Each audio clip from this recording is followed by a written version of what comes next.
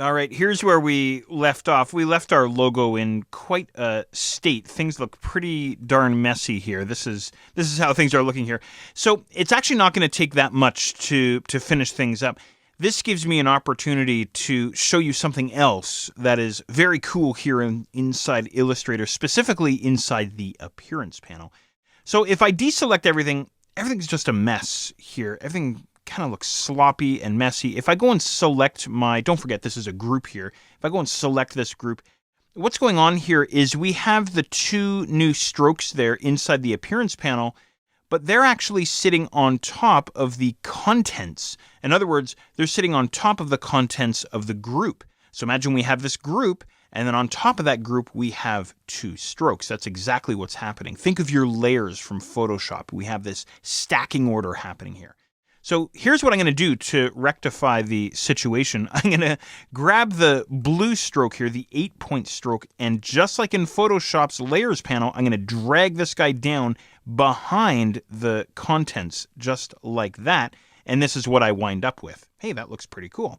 Now, what I could do next, well, I could leave things as they are, or I could go and grab the original stroke, that 4-point orange stroke, and drag him beneath the contents like so, but above the blue stroke, something like this. Okay, so there you go. So it's a pretty cool thing that you can do here inside the Appearance panel.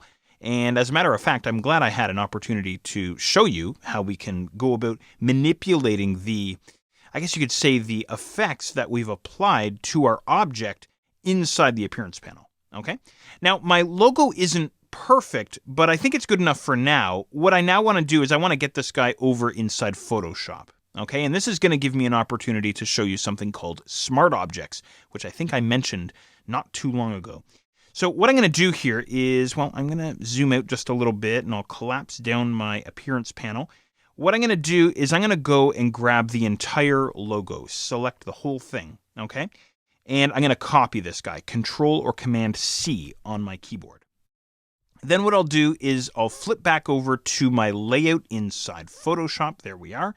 I still have my header layer selected inside the Layers panel.